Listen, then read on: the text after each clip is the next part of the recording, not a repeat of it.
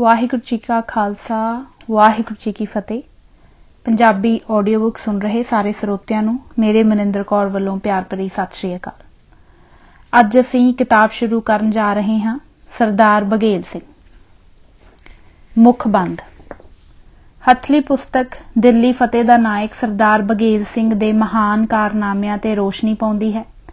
ਇਸੇ ਵਿਸ਼ੇ ਸੰਬੰਧੀ ਪੰਜਾਬ ਦੇ ਗੂੜ ਇਤਿਹਾਸਕਾਰਾਂ, ਤਰਕਵਾਦੀਆਂ, ਆਲੋਚਕਾਂ, ਸਦਾ ਬਹਾਰ ਕਵੀਸ਼ਰਾਂ, ਸੰਗੀਤ ਕਲਾ ਵਿੱਚ ਉਤਪੋਤ ਢਾਡੀਆਂ ਨੇ ਵੀ ਸਰਦਾਰ ਬਘੇਲ ਸਿੰਘ ਦੀ ਸੂਰਮਗਤੀ ਨੂੰ ਆਪਣੇ ਆਪਣੇ ਢੰਗ ਨਾਲ ਬਿਆਨਿਆ ਹੈ। ਸਮੂਹ ਲਿਖਾਰੀ ਅਤੇ ਬੁਲਾਰੇ ਇਹ ਦਰਸਾਉਂਦੇ ਹਨ ਕਿ ਸ੍ਰੀ ਗੁਰੂ ਨਾਨਕ ਦੇਵ ਜੀ ਨੇ ਆਪਣੇ ਗਹਿਰ, ਗੰਭੀਰ ਅਤੇ ਉੱਤਮ ਬੋਲਾਂ ਨਾਲ ਹਿੰਦੁਸਤਾਨ ਦੀ ਸੁੱਤੀ ਪਈ ਲੋਕਾਈ ਨੂੰ ਕੇਵਲ ਜਗਾਇਆ ਹੀ ਨਹੀਂ, ਬਲਕਿ ਉਸ ਨੂੰ ਉਹਨਾਂ ਦੇ ਘਰ ਘਰ ਪਹੁੰਚ ਕੇ ਕਲਯੁਗ ਦੇ ਝੱਖੜਾਂ, ਤਬਾਹੀ ਮਚਾਊ ਹਨੇਰੀਆਂ ਅਤੇ ਜਬਰ ਜ਼ੁਲਮ ਵਿਰੁੱਧ ਖੜਾ ਕਰ ਦਿੱਤਾ। ਢਾਡੀ ਮੁਖਤਿਆਰ ਸਿੰਘ ਜੀ ਜਫਰ ਲਿਖਦੇ ਹਨ, ਭਾਈ ਲਾਲੋ ਸੁੱਤਾ ਮੁਲਕ ਜਗਾਉਣਾ ਚਾਹੀਦਾ, ਸੁਣ ਭਰਾਵਾ ਲਾਲੋ ਵੇਲਾ ਇਹੋ ਮੰਗ ਕਰੇ, ਹੁਕਮ ਦਸੀਏ ਰੱਬ ਦੇ ਜਿਹੜੇ ਜਾਬਰ ਭੰਗ ਕਰੇ, ਨਿਰਭੈ ਹੋ ਕੇ ਢੋਲ ਤੇ ਡਗਾ ਲਾਉਣਾ ਚਾਹੀਦਾ, ਭਾਈ ਲਾਲੋ ਸੁੱਤਾ ਮੁਲਕ ਜਗਾਉਣਾ ਚਾਹੀਦਾ। ਲੋੜ ਸਮੇਂ ਦੀ ਜਾਲ ਤੋੜੀਏ ਕਰਮਾਂ ਭਰਮਾਂ ਦੇ, ਭੇਖੀ ਖੱਟਣ ਲਾਹਾ ਗੁਣ ਸੁੱਚੇ ਨੇ ਧਰਮਾਂ ਦੇ, ਬਦੀ ਨਾਲ ਨੇਕੀ ਨੂੰ ਹੈ ਟਕਰਾਉਣਾ ਚਾਹੀਦਾ, ਭਾਈ ਲਾਲੋ ਸੁੱਤਾ ਮੁਲਕ ਜਗਾਉਣਾ ਚਾਹੀਦਾ। ਇਸੇ ਮਿਸ਼ਨ ਨਾਲ 10 ਹੀ ਗੁਰੂ ਸਾਹਿਬਾਨ ਜੁੜੇ ਰਹੇ। ਉਹਨਾਂ ਅਤਿਆਚਾਰ ਦੀ ਹਨੇਰੀ ਦੇ ਖਾਤਮੇ ਲਈ ਬੇਮਿਸਾਲ ਕੁਰਬਾਨੀਆਂ ਕੀਤੀਆਂ। ਗੁਰਾਂ ਦੇ ਖਾਲਸੇ ਨੇ ਅੱਜ ਵੀ ਆਪਣਾ ਮਿਸ਼ਨ ਜਾਰੀ ਰੱਖਿਆ ਹੋਇਆ ਹੈ। ਸਿੱਖੀ ਦੇ ਉਸਾਰੂ ਇਤਿਹਾਸ ਵਿੱਚ ਪਾਰਖੂ ਪਾਠਕ ਲੱਭਣਗੇ ਕਿ ਜਰ, ਜੋਰੂ ਤੇ ਜ਼ਮੀਨ ਲਈ ਸਤਿਗੁਰਾਂ ਨੇ ਯੁੱਧ ਨਹੀਂ ਕੀਤੇ, ਸਗੋਂ ਇਸ ਨੂੰ ਨਿਕਾਰਦਿਆਂ ਜ਼ੁਲਮਾਂ ਵਿਰੁੱਧ ਹੀ ਟਾਕਰਾ ਕੀਤਾ। ਇਸ ਇਤਿਹਾਸ ਦੀ ਢੁਕਵੀਂ ਤਸਵੀਰ ਗੁਰਸਿੱਖ ਹਰ ਰੋਜ਼ ਭੋਗ ਉਪਰੰਤ ਖਲੋ ਕੇ ਅਤੇ ਦੋਵੇਂ ਹੱਥ ਜੋੜ ਕੇ ਸ੍ਰੀ ਗੁਰੂ ਗ੍ਰੰਥ ਸਾਹਿਬ ਜੀ ਅੱਗੇ ਅਰਦਾਸ ਉਚਾਰਨ ਕਰਦੇ ਹਨ। ਇਹ ਇਤਿਹਾਸ ਸੰਖੇਪ ਵਿੱਚ ਇੰਜ ਹੈ।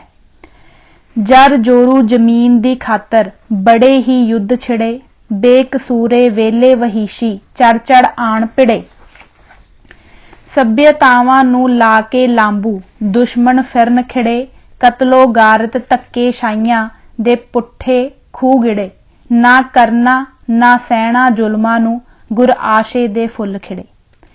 ਇਸੇ ਹੀ ਸੋਚ ਨੂੰ ਮੁੱਖ ਰੱਖ ਕੇ ਗੁਰੂ ਮੱਤ ਦੇ ਅਨੁਯਾਈ ਦੁਨੀਆ ਦੇ ਹਰ ਕੋਨੇ ਵਿੱਚ ਲਗਾਤਾਰ ਸਿੱਖੀ ਦੀ ਚੜ੍ਹਦੀ ਕਲਾ ਲਈ ਯਤਨਸ਼ੀਲ ਹਨ।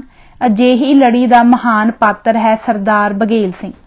ਉਹ ਸ਼ੇਰ ਵਰਗਾ ਗੱਭਰੂ, ਉੱਚੀ ਸੁੱਚੀ ਸੋਚ ਦਾ ਮੁੱਦਈ, ਅਣਖ ਦਾ ਮੁਜੱਸਮਾ, ਡੂੰਘਾ ਸਿਆਸਤਦਾਨ ਅਤੇ ਗੁਰੂ ਮਾਰਗ ਤੇ ਅਡੋਲ ਤੁਰਨ ਵਾਲਾ ਵਿਲੱਖਣ ਯੋਧਾ ਹੈ। ਸਰਦਾਰ ਦੀ ਸੋਚ ਅੱਗੇ ਸਿਰ ਝੁਕਦਾ ਹੈ ਕਿ ਉਸਨੇ ਸਮੇਂ ਦੇ ਹਾਲਾਤਾਂ ਨਾਲ ਸਮਾਨਤਾ ਪੂਰਵਕ ਨਜਿੱਠਿਆ। ਦਿੱਲੀ ਵਿੱਚ ਗੁਰੂ ਘਰਾਂ ਦੀ ਬਹੁਤ ਸ਼ਾਨ ਅਤੇ ਮਾਣਮਤੀ ਉਸਾਰੀ ਦ੍ਰਿੜਤਾ ਸਹਿਤ ਕਰਵਾਈ। ਉਦੋਂ ਤੋਂ ਲੈ ਕੇ ਅੱਜ ਤੱਕ ਨਿਰੰਤਰ ਸ਼ਰਧਾਲੂ ਉੱਥੇ ਨਤਮਸਤਕ ਹੋ ਰਹੇ ਹਨ। ਆਪ ਨੇ ਉਸ ਸਮੇਂ ਦਿੱਲੀ ਅਤੇ ਪੰਜਾਬ ਦੇ ਕਾਫੀ ਹਿੱਸੇ ਤੇ ਰਾਜ ਕੀਤਾ ਅਤੇ ਗੁਰੂ ਦੇ ਨਾਮ ਦੇ ਸਿੱਕੇ ਚਲਾਏ। ਆਉਣ ਵਾਲੀਆਂ ਪੀੜ੍ਹੀਆਂ ਨੂੰ ਰਾਜ ਭਾਗ ਚਲਾਉਣ ਦੀ ਸੇਧ ਦਿੱਤੀ। ਦੁਨੀਆ ਨੂੰ ਦੱਸ ਦਿੱਤਾ ਕਿ ਸਿੱਖ ਰਾਜ ਚਲਾਉਣ ਦੀ ਯੋਗਤਾ ਰੱਖਦੇ ਹਨ। ਅੱਜ ਕੈਨੇਡਾ ਅਤੇ ਹੋਰ ਮੁਲਕਾਂ ਵਿੱਚ ਸਿੱਖ ਉੱਚੇ ਅਹੁਦਿਆਂ ਤੇ ਬਿਰਾਜਮਾਨ ਹਨ। ਖਾਸ ਗੱਲ ਇਹ ਹੈ ਕਿ ਅੱਜ ਤੋਂ 20 ਕੁ ਸਾਲ ਪਹਿਲਾਂ ਚਿੰਤਕਾਂ ਨੂੰ ਚਿੰਤਾ ਸੀ ਕਿ ਗੁਰਦੁਆਰੇ ਤਾਂ ਵਿਦੇਸ਼ਾਂ ਵਿੱਚ ਉਸਾਰੇ ਜਾ ਰਹੇ ਹਨ, ਪਰ ਜਵਾਨੀ ਗੁਰਮਤ ਨੂੰ ਘੱਟ ਹੀ ਅਪਣਾਏਗੀ। ਸਮਾਂ ਪਾ ਕੇ ਇਹ ਗੱਲ ਝੂਠੀ ਹੋ ਗਈ ਹੈ। ਗੁਰੂ ਦੀ ਕਿਰਪਾ ਦ੍ਰਿਸ਼ਟੀ ਸਦਕਾ ਗੁਰੂ ਘਰਾਂ ਵਿੱਚ ਪੰਜਾਬੀ, ਕੀਰਤਨ, ਗੁਰਬਾਣੀ ਕੰਠ ਮੁਕਾਬਲਿਆਂ ਨਾਲ ਨੌਜਵਾਨ ਪੀੜ੍ਹੀ ਗੁਰਮਤ ਵੱਲ ਆ ਰਹੀ ਹੈ। ਲੰਗਰਾਂ ਦੀ ਸੇਵਾ, ਖੂਨਦਾਨ ਕੈਂਪ ਅਤੇ ਭੁੱਖਿਆਂ ਲਈ ਭੋਜਨ ਛਕਾਇਆ ਜਾ ਰਿਹਾ ਹੈ। ਮੇਰੀ ਸੋਚ ਮੁਤਾਬਕ ਇਹ ਸਭ ਵਿਕਾਸ ਭਾਈ ਬਘੇਲ ਸਿੰਘ ਦੇ ਸੁਪਨਿਆਂ ਦੇ ਪਸਾਰ ਅਤੇ ਪ੍ਰਸਾਰ ਦਾ ਸਰੂਪ ਹਨ। ਇਤਿਹਾਸ ਗਵਾਹ ਹੈ ਕਿ ਜਿਨ੍ਹਾਂ ਨੇ ਵੀ ਨਿਤ ਨਵੇਂ ਸੰਕਟ ਝੱਲੇ ਹੋਣ, ਉਹਨਾਂ ਲਈ ਸ਼ਾਂਤ ਜੀਵਨ ਉਕਾਊ ਹੋ ਜਾਂਦਾ ਹੈ। ਫਿਰ ਉਹ ਕੁਝ ਨਵਾਂ ਕਰਨ ਲਈ ਤੁਰਦੇ ਹਨ। ਯੂਨਾਨ ਵਿੱਚ ਔਰਤ ਦਾ ਕੰਮ ਯੋਧੇ ਜੰਮਣਾ ਹੈ। ਉਹ ਲੋਕ ਉਸ ਦੀ ਬਹਾਦਰੀ ਦੀਆਂ ਵਾਰਾਂ ਗਾਉਂਦੇ ਹਨ। ਅਫਗਾਨ ਸੱਭਿਆਚਾਰ ਵਿੱਚ ਵੀ ਇਸ ਕਰਮ ਦੀ ਚੜ੍ਹਤ ਹੈ। ਇੱਥੇ ਸੂਰਮੇ ਨੂੰ ਸਰਦਾਰ ਜਾਂ ਸਰਦਾਰ ਬੋਲਦੇ ਹਨ ਅਫਗਾਨਾਂ ਵਿੱਚ ਇਤਨੀ ਸੂਰਮਗਤੀ ਪੈਦਾ ਹੋ ਗਈ ਕਿ ਉਹਨਾਂ ਨੂੰ ਕੋਈ ਨਹੀਂ ਹਰਾ ਸਕਿਆ। ਰੂਸ, ਅਮਰੀਕਾ ਤੇ ਬਰਤਾਨੀਆ ਦੇ ਉਹਨਾਂ ਬੁਰੀ ਤਰ੍ਹਾਂ ਦੰਦ ਖੱਟੇ ਕੀਤੇ, ਪਰ ਜਦੋਂ ਉਹਨਾਂ ਦਾ ਵਾਰ ਸਿੱਖ ਸੂਰਮੇ ਸਰਦਾਰ ਹਰੀ ਸਿੰਘ ਨਲੂਏ ਨਾਲ ਪਿਆ ਤਾਂ ਇੱਕ ਦ੍ਰਿਸ਼ਮਈ ਵਰਤਾਰਾ ਵਰਤਿਆ। ਹਰੀ ਸਿੰਘ ਨਲੂਏ ਨੇ ਉਹਨਾਂ ਨੂੰ ਰਣ ਤੱਤੇ ਵਿੱਚ ਐਸਾ ਰੋਲਿਆ ਕਿ ਉਹਨਾਂ ਦੀਆਂ ਅਗਲੀਆਂ ਪੀੜ੍ਹੀਆਂ ਵੀ ਅੱਜ ਤੱਕ ਹਰੀ ਸਿੰਘ ਨੂੰ ਹਰੀਆ ਰੇ ਰਾਂਗਲੇ ਕਹਿ ਕੇ ਡਰਦੀਆਂ ਹਨ ਅਤੇ ਆਪਣੇ ਬੱਚਿਆਂ ਨੂੰ ਡਰਾਉਂਦੀਆਂ ਹਨ। ਉਸ ਜਿੱਤ ਉਪਰੰਤ ਸਰਦਾਰ ਜਾਂ ਸਰਦਾਰ ਸ਼ਬਦ ਸਿੰਘਾਂ ਲਈ ਇੱਕ ਖਿਤਾਬ ਦੇ ਰੂਪ ਵਿੱਚ ਪੇਸ਼ ਹੋਇਆ। ਸਰਦਾਰ ਜੋਗਾ ਸਿੰਘ ਜੋਗੀ ਇਸ ਦ੍ਰਿਸ਼ ਨੂੰ ਇੰਜ ਬਿਆਨ ਕਰਦੇ ਹਨ: ਆਉਂਦਾ ਜੋਸ਼ ਜਵਾਨੀ ਦਾ ਖੂਨ ਅੰਦਰ, ਡੋਲੇ ਵੀਰਤਾ ਦੇ ਫਿਰ ਫਿਰਕਦੇ ਨੇ, ਉਦੋਂ ਮਰਦਾਂ ਦਿਆਂ ਪੁੱਤਾਂ ਦੀ ਪਰਖ ਹੁੰਦੀ ਜਦੋਂ ਰਣ ਅੰਦਰ ਖੰਡੇ ਖੜਕਦੇ ਨੇ। ਬੀਤੇ ਸਮੇਂ ਦੀਆਂ ਘਟਨਾਵਾਂ ਨੂੰ ਇਤਿਹਾਸ ਆਖਦੇ ਹਨ ਕਿਉਂਕਿ ਇਸ ਦੀਆਂ ਜੜ੍ਹਾਂ ਵਰਤਮਾਨ ਤੇ ਭਵਿੱਖ ਵਿੱਚ ਹੁੰਦੀਆਂ ਹਨ। ਸਹੀ ਇਤਿਹਾਸ ਲਿਖਣ ਲਈ ਨਜ਼ਰੀਆ ਸੱਚਾ ਸੁੱਚਾ ਤੇ ਮਹੱਤਵਪੂਰਨ ਹੋਣਾ ਚਾਹੀਦਾ ਹੈ ਅਤੇ ਉਸ ਦਾ ਨਿਭਾਅ ਕਲਾਮਈ ਹੋਵੇ। ਇਸ ਕਸਵੱਟੀ ਤੇ ਸੇਖੋਂ ਸਾਹਿਬ ਦੀ ਇਹ ਪੁਸਤਕ ਪੂਰੀ ਉਤਰਦੀ ਹੈ। ਪੁਸਤਕ ਦਾ ਵਿਸ਼ਾ ਸੰਘਰਸ਼ ਵਿੱਚੋਂ ਨਿਕਲੇ ਵਿਕਾਸ ਵੱਲ ਸੇਧਤ ਹੈ ਤੇ ਇਹ ਵਿਕਾਸ ਅੱਜ ਸੰਸਾਰ ਲਈ ਪ੍ਰਦਰਸ਼ਕ ਬਣ ਰਿਹਾ ਹੈ। ਇਸ ਸਾਰੇ ਦ੍ਰਿਸ਼ ਵਿੱਚ 10 ਗੁਰੂ ਸਾਹਿਬਾਨ, ਅਨੇਕਾਂ ਸ਼ਹੀਦ ਸਿੰਘਾਂ ਸਿੰਘਣੀਆਂ, ਬੇਮਿਸਾਲ ਸੰਘਰਸ਼ਾਂ ਦੀ ਪਿੱਠ ਭੂਮੀ ਦੇ ਦਰਸ਼ਨ ਹੁੰਦੇ ਹਨ ਅਤੇ ਹੁੰਦੇ ਰਹਿਣਗੇ। ਏਡਾ ਵੱਡਾ ਤੇ ਮਹਾਨ ਵਿਸ਼ਾ ਸੰਖੇਪ ਵਿੱਚ ਪੇਸ਼ ਕਰ ਦੇਣਾ ਕਲਾ ਦਾ ਕਮਾਲ ਹੈ। ਵਿਸ਼ੇ ਅੰਦਰ ਬੋਲੀ ਸਰਲ ਤੇ ਠੇਠ ਪੰਜਾਬੀ ਹੈ। ਮੁਹਾਵਰੇ ਤੇ ਅਖਾਣਾਂ ਦੀ ਵਰਤੋਂ ਕਮਾਲ ਦੀ ਹੈ। ਹੁਣ ਤਾਂ ਮਹਿਸੂਸ ਹੋ ਰਿਹਾ ਹੈ ਕਿ ਇਹ 11ਵੀਂ ਪੁਸਤਕ ਲਿਖ ਕੇ ਡਾਕਟਰ ਸੇਖੋਂ ਵਧੀਆ ਆਲੋਚਕ, ਵਧੀਆ ਲਿਖਾਰੀ ਤੇ ਵਧੀਆ ਕਵੀ ਬਣ ਗਏ ਹਨ। ਖੁਦਾ ਅੱਗੇ ਅਰਦਾਸ ਹੈ ਕਿ ਇਹ ਇਸੇ ਹੀ ਲਗਨ ਨਾਲ ਹੋਰ ਲਿਖਦੇ ਰਹਿਣ ਦੀ ਦੌੜ ਵਿੱਚ ਜੁਟੇ ਰਹਿਣ। ਧੰਨਵਾਦ। ਸਹਿਤ ਸੁਰਜੀਤ ਸਿੰਘ।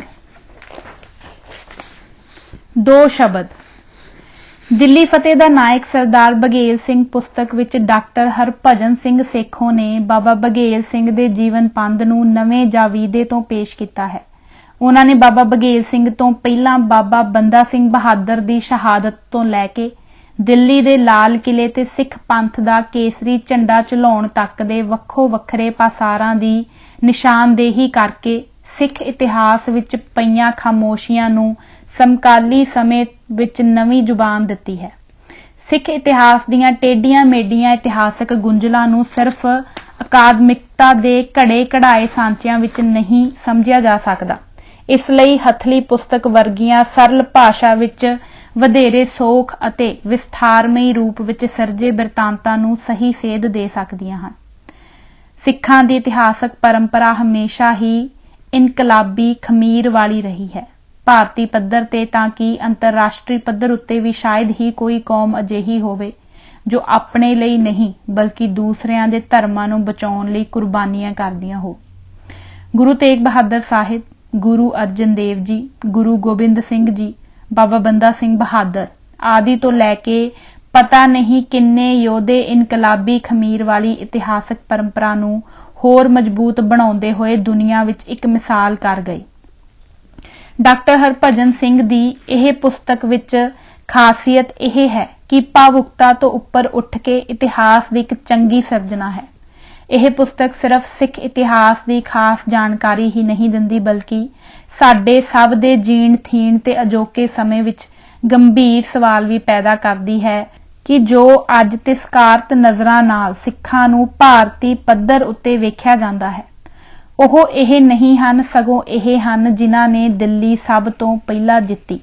ਅੱਜ ਦੇ ਬਾਜ਼ਾਰੂ ਯੁੱਗ ਵਿੱਚ ਇਹ ਪੁਸਤਕ ਜਦੋਂ ਬੁੱਧੀਜੀਵੀ ਲੋਕ ਸਿੱਖਾਂ ਦੀ ਇਤਿਹਾਸਕ ਪਰੰਪਰਾ ਸੰਬੰਧੀ ਮੌਨ ਹੁੰਦੇ ਜਾ ਰਹੇ ਹਨ ਤਾਂ ਸਾਨੂੰ ਆਪਣੇ ਆਪ ਨੂੰ ਵੰਗਾਰ ਪਾਉਂਦੀ ਹੈ। ਇਸ ਲਈ ਇਸ ਨੂੰ ਜੀ ਆਇਆਂ ਨੂੰ ਕਹਿਣਾ ਬਣਦਾ ਹੈ। ਹਰਜੀਤ ਸਿੰਘ। ਭੂਮਿਕਾ। ਮਰਦੇ ਕਮਾਲ ਸ੍ਰੀ ਗੁਰੂ ਨਾਨਕ ਦੇਵ ਜੀ ਨੇ ਮਨੁੱਖਤਾ ਨੂੰ ਸਹੀ, ਸੱਚਾ, ਸਹਿਜ, ਸੰਤੋਖ ਅਤੇ ਸੱਭਿਅਕ ਜੀਵਨ ਬਣਾਉਣ ਲਈ ਬੜਾ ਹੀ ਸਿੱਧਾ ਅਤੇ ਸਾਦਾ ਮਾਰਗ ਦਿਖਾਇਆ। ਇਨ੍ਹਾਂ ਗੁਣਾਂ ਦੀ ਪੂਰਤੀ ਲਈ ਉਹਨਾਂ ਸਿੱਖ ਕੌਮ ਦੀ ਸਾਜਨਾ ਕੀਤੀ। ਉਹਨਾਂ ਦੇਖਿਆ ਸੰਸਾਰ ਅੰਦਰ ਚਾਰੇ ਪਾਸੇ ਕੂੜ ਦਾ ਪਸਾਰਾ ਹੈ ਅਤੇ ਸੱਚ ਖੰਭ ਲਾ ਕੇ ਉੱਡ ਗਿਆ ਹੈ। ਪਾਪ ਜ਼ੋਰਾਂ ਤੇ ਹੈ ਅਤੇ ਜ਼ਾਲਮ ਲੋਕ ਲੋਕਾਈ ਨੂੰ ਲੁੱਟ-ਪੁੱਟ ਅਤੇ ਕੁੱਟ ਰਹੇ ਹਨ। ਰਾਜੇ ਸ਼ੇਰ ਵਾਂਗ ਭੋਲੇ ਭਾਲੇ ਇਨਸਾਨਾਂ ਨੂੰ ਮਾਰ ਰਹੇ ਹਨ ਅਤੇ ਉਹਨਾਂ ਦੇ ਮੁਕੱਦਮ ਰੱਤ ਪੀ ਰਹੇ ਹਨ। ਗੁਰੂ ਨਾਨਕ ਸਾਹਿਬ ਨੇ ਸ਼ਬਦ ਦਾ ਦੀਵਾ ਜਗਾ ਕੇ ਆਪਣੇ ਮਿੱਠੇ ਪਿਆਰੇ ਅਤੇ ਇਨਕਲਾਬੀ ਬੋਲਾਂ ਨਾਲ ਸੁੱਤੇ ਪਏ ਹਿੰਦ ਵਾਸੀਆਂ ਨੂੰ ਜਗਾਇਆ ਅਤੇ ਗੁਰੂ ਗੋਬਿੰਦ ਸਿੰਘ ਨੇ ਆਪਣੇ ਤੀਰਾਂ ਨਾਲ ਰੁੜੀ ਜਾਂਦੀ ਹਿੰਦ ਨੂੰ ਬਚਾਇਆ। ਦੁਨੀਆ ਅੰਦਰ ਕਲਮ ਅਤੇ ਕਿਰਪਾਨ ਦੀ ਤਾਕਤ ਬੜੀ ਸ਼ਕਤੀਸ਼ਾਲੀ ਹੈ। ਗੁਰੂ ਸਾਹਿਬਾਨ ਨੇ ਇਹ ਦੋਵੇਂ ਤਾਕਤਾਂ ਵਰਤ ਕੇ ਹਜ਼ਾਰਾਂ ਵਰਸ਼ਾਂ ਤੋਂ ਗੁਲਾਮ ਚਲੀ ਆ ਰਹੀ ਹਿੰਦੁਸਤਾਨ ਦੀ ਜਨਤਾ ਨੂੰ ਆਜ਼ਾਦੀ ਨਾਲ ਜਿਉਣਾ ਸਿਖਾਇਆ।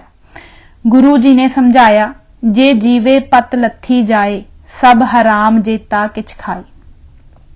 ਆਉਣ ਵਾਲੇ ਸਮੇਂ ਅੰਦਰ ਵਿਦੇਸ਼ੀ ਦਰਿੰਦਿਆਂ ਅਤੇ ਸਰਕਾਰੀ ਦਰਿੰਦਿਆਂ ਨੂੰ ਠੱਲ ਪਾਉਣ ਲਈ ਅਤੇ ਸਦਾ ਲਈ ਆਜ਼ਾਦਮਈ ਜੀਵਨ ਬਿਤਾਉਣ ਲਈ ਖਾਲਸੇ ਦੀ ਸਾਜਨਾ ਕਰ ਦਿੱਤੀ। ਗੁਰੂ ਜੀ ਦੀ ਹੀ ਕਿਰਪਾ ਦ੍ਰਿਸ਼ਟੀ ਸਦਕਾ ਸਿੱਖ ਕੌਮ ਅੰਦਰ ਸਮੇਂ-ਸਮੇਂ ਤੇ ਬੜੇ ਹੀ ਮਰਦ ਮੁਜਾਹਦ ਯੋਧੇ ਸੂਰਮੇ ਅਤੇ ਜਾਂਬਾਜ਼ ਪੈਦਾ ਹੋਏ ਅਤੇ ਹੋ ਰਹੇ ਹਨ। ਇਹਨਾਂ ਅੰਦਰ ਧੁਰ ਦਰਗਾਹੋਂ ਹੀ ਜੀਵਨ ਦਾਤੇ ਵੱਲੋਂ ਐਸੀ ਅਚਰਜਮਈ ਜੋਤ ਤੇ ਜੁਗਤ ਵਾਲੀ ਕਲਾ ਭਰੀ ਹੁੰਦੀ ਹੈ ਕਿ ਉਹ ਬੇਪਰਵਾਹ ਹੋ ਕੇ ਮਨੁੱਖਤਾ ਦੇ ਦੋਖੀਆਂ ਨਾਲ ਮੱਥਾ ਲਾ ਕੇ ਉਹਨਾਂ ਵੱਲੋਂ ਕਿਤੇ ਕੁਕਰਮਾਂ ਦੀ ਈਨ ਮਨਵਾਉਂਦੇ ਹਨ। ਇਹਨਾਂ ਜ਼ਾਲਮ ਕੌਮੀ ਹੀਰਿਆਂ ਦੀ ਰਹਿਣੀ ਬਹਿਣੀ ਤੇ ਕਹਿਣੀ, ਜੀਵਨ ਜਾਚ, ਨੈਤਿਕ ਕਦਰਾਂ ਕੀਮਤਾਂ, ਰਹੋ ਰੀਤਾਂ, ਸੋਚ ਤੇ ਮਾਨਸਿਕਤਾ ਬਹੁਤ ਨਿਰਮਲ, ਨੇਕੀ ਭਰੀ ਅਤੇ ਨਿਵੇਕਲੀ ਹੁੰਦੀ ਹੈ। ਇਹਨਾਂ ਅਗੰਮੀ, ਅਦੁੱਤੀ ਅਤੇ ਅਨੁਪਮ ਮਰਦਾਂ ਨੇ ਭਾਵੇਂ ਆਪਣੇ ਜੀਵਨ ਕਾਲ ਅੰਦਰ ਕੁਕਰਮੀਆਂ, ਬੇਧਰਮੀਆਂ ਅਤੇ ਦੁਸ਼ਟਾਂ ਨਾਲ ਜੂਝਦੇ ਹੋਏ ਅਣਗਿਣਤ ਔਕੜਾਂ ਹੀ ਕੇਵਲ ਨਹੀਂ ਝੱਲੀਆਂ, ਸਗੋਂ ਸ਼ਹਾਦਤਾਂ ਵੀ ਦਿੱਤੀਆਂ, ਪਰ ਆਪਣੇ ਸੱਭਿਆਚਾਰ ਅਤੇ ਵਿਰਸੇ ਨੂੰ ਆਂਚ ਨਹੀਂ ਆਉਣ ਦਿੱਤੀ। 18ਵੀਂ ਸਦੀ ਅੰਦਰ ਪੰਜਾਬ ਦੀ ਧਰਤੀ ਤੇ ਗੁਣਾਂ ਦੀ ਖਾਨ, ਕਰਮਾਂ ਦਾ ਬਲਵਾਨ ਅਤੇ ਖਾਲਸੇ ਦੀ ਸ਼ਾਨ ਵਾਲਾ ਸਰਦਾਰ ਬਘੇਲ ਸਿੰਘ ਧਾਲੀਵਾਲ ਪੈਦਾ ਹੋਇਆ। ਸਿੱਖ ਕੌਮ ਦਾ ਇਹ ਬਹੁਤ ਹੀ ਨੇਕ, ਇਮਾਨਦਾਰ, ਦਿਆਨਤਦਾਰ, ਵਫਾਦਾਰ ਅਤੇ ਸਦਾਚਾਰ ਸਿੱਖ ਸੂਰਮਾ ਸੀ। ਇਸ ਦਾ ਦਰਸ਼ਨੀ ਚਿਹਰਾ, ਡੀਲ ਡੋਲ ਵਾਲਾ ਸਰੀਰ ਅਤੇ ਸ਼ੇਰ ਦਿਲ ਹਿਰਦਾ ਸਭ ਨੂੰ ਪ੍ਰਭਾਵਿਤ ਕਰਦਾ ਸੀ। ਇਹ ਸ਼ਸਤਰ ਅਸਤਰ ਚਲਾਉਣ 'ਚ ਬੜਾ ਮਾਹਰ, ਘੋੜਿਆਂ ਦਾ ਚੰਗਾ ਪਾਰਖੂ ਅਤੇ ਰਾਜ ਪ੍ਰਬੰਧ ਚਲਾਉਣ ਲਈ ਵਧੀਆ ਸੂਝ-ਬੂਝ ਰੱਖਦਾ ਸੀ। ਇਹ ਸਿਆਸਤ ਵਿੱਚ ਪਰਲੇ ਦਰਜੇ ਦਾ ਮਾਹਰ, ਦਿਮਾਗੀ ਤੌਰ ਤੇ ਚੇਤੰਨ ਅਤੇ ਆਪਣੇ ਨਿਸ਼ਾਨੇ ਦੀ ਪੂਰਤੀ ਲਈ ਬੇਪਰਵਾਹ ਹੋ ਕੇ ਜੱਦੋ-ਜਹਿਦ ਜਾਰੀ ਰੱਖਦਾ ਸੀ। ਇਹਨਾਂ ਵਿਸ਼ੇਸ਼ ਗੁਣਾਂ ਕਾਰਨ ਇਸ ਨੂੰ ਕਰੋੜ ਸਿੰਘੀਆਂ ਮਿਸਲ ਦੀ ਸਰਦਾਰੀ ਪ੍ਰਾਪਤ ਹੋਈ। ਦੁਨੀਆ ਅੰਦਰ ਸਰਦਾਰ ਦੀ ਪਦਵੀ ਬੜੀ ਮਹਾਨ ਮੰਨੀ ਗਈ ਹੈ। ਭਾਈ ਕਾਨ ਸਿੰਘ ਨਾਭਾ ਨੇ ਆਪਣੇ ਸ਼ਬਦਕੋਸ਼ ਵਿੱਚ ਸਰਦਾਰ ਦੀ ਸੰਗਿਆ ਨੂੰ ਪ੍ਰਧਾਨ, ਮੁਖੀਆ ਜਾਂ ਸ਼੍ਰੋਮਣੀ ਬੰਦਾ ਲਿਖਿਆ ਹੈ। ਸਰਦਾਰ ਫਾਰਸੀ ਦਾ ਸ਼ਬਦ ਹੈ ਅਤੇ ਸਰ ਤੇ ਦਾਰ ਦੋ ਸ਼ਬਦਾਂ ਦਾ ਸੁਮੇਲ ਹੈ। ਸਰ ਦਾ ਭਾਵ ਹੈ ਅਣਖ ਅਤੇ ਦਾਰ ਦਾ ਭਾਵ ਹੈ ਸੂਲੀ। ਸੋ ਸਰਦਾਰ ਉਸ ਬੰਦੇ ਲਈ ਵਰਤਿਆ ਜਾਂਦਾ ਹੈ ਜਿਹੜਾ ਅਣਖ ਦੀ ਖਾਤਰ ਸੂਲੀ ਤੇ ਚੜ੍ਹਨ ਦੀ ਹਿੰਮਤ ਰੱਖਦਾ ਹੋਵੇ। ਇੱਕ ਕਵੀ ਨੇ ਸਰਦਾਰ ਦੀ ਪਰਿਭਾਸ਼ਾ ਇੰਜ ਬਿਆਨ ਕੀਤੀ ਹੈ, ਦਿਲ ਬ ਦਿਲਦਾਰ ਬਦੇ ਤਾਂ ਤੋਂ ਦਿਲਦਾਰ ਛਵੀ, ਸਰ ਬਸਰਦਾ ਬਨਹੇ ਤਾਂ ਤੋਂ ਸਰਦਾਰ ਛਵੀ। ਭਾਵ ਉਹ ਬੰਦਾ ਜਿਹੜਾ ਆਪਣੇ ਪਿਆਰੇ ਨੂੰ ਦਿਲ ਭੇਂਟ ਕਰ ਦਵੇ ਤਾਂ ਉਹ ਪਿਆਰੇ ਦੇ ਸਮਾਨ ਹੋ ਜਾਂਦਾ ਹੈ। ਅਰਥਾਤ ਜੋ ਆਪਣੇ ਇਸ਼ਟ ਦੇ ਹੁਕਮ ਵਿੱਚ ਚੱਲਦਾ ਹੋਇਆ ਆਪਣਾ ਸੀਸ ਉਸ ਅੱਗੇ ਭੇਂਟ ਕਰ ਦੇਵੇ, ਉਸ ਨੂੰ ਸਰਦਾਰ ਜਾਂ ਸਰਦਾਰ ਕਹਿੰਦੇ ਹਨ। ਭਾਈ ਨੰਦ ਲਾਲ ਜੀ ਗੋਇਆ ਆਪਣੀ ਕਿਰਤ ਜ਼ਿੰਦਗੀ ਨਾਮੇ ਵਿੱਚ ਲਿਖਦੇ ਹਨ, ਗੁਰੂ ਕਲਗੀਧਰ ਦੇ ਨੈਣਾ ਦੀ ਨੂਰੀ ਝਲਕ ਨਾਲ ਦਿਲਦਾਰ ਸਰਦਾਰ ਅਤੇ ਸਰਦਾਰ ਦਿਲਦਾਰ ਬਣ ਜਾਂਦਾ ਹੈ। ਪਰ ਇਹ ਖੇਡ ਗੱਲਾਂ ਬਾਤਾਂ ਦੀ ਨਹੀਂ, ਸਿਰ ਧੜ ਦੀ ਬਾਜੀ ਲਾਉਣ ਵਾਲੀ ਹੈ। ਆਪਣੀ ਇੱਕ ਗਜ਼ਲ ਵਿੱਚ ਉਹ ਅੰਕਿਤ ਕਰਦੇ ਹਨ, ਐ ਫਜ਼ਲ ਗੋਇਆ ਅਜ ਇਸ਼ਕ ਓ ਮਜ਼ਨ ਦਮ, ਖੋ ਪਾ ਨਿਹਦ ਦਰੀ ਰਾ ਆਰਾ ਕੀ ਸਰਨਾ ਬਾਸ਼ਦ। ਭਾਵ ਐ ਗੋਇਆ ਤੂੰ ਗੱਪਾਂ ਨਾ ਮਾਰ, ਗੁਰੂ ਨਾਲ ਲਾਏ ਇਸ਼ਕ ਦਾ ਹੰਕਾਰ ਨਾ ਕਰ, ਕਿਉਂਕਿ ਇਸ ਰਾਹ ਤੇ ਪੈਰ ਰੱਖਣ ਵਾਲੇ ਨੂੰ ਆਪਣੀ ਤਲੀ ਤੇ ਸੀਸ ਟਿਕਾਉਣਾ ਪੈਂਦਾ ਹੈ।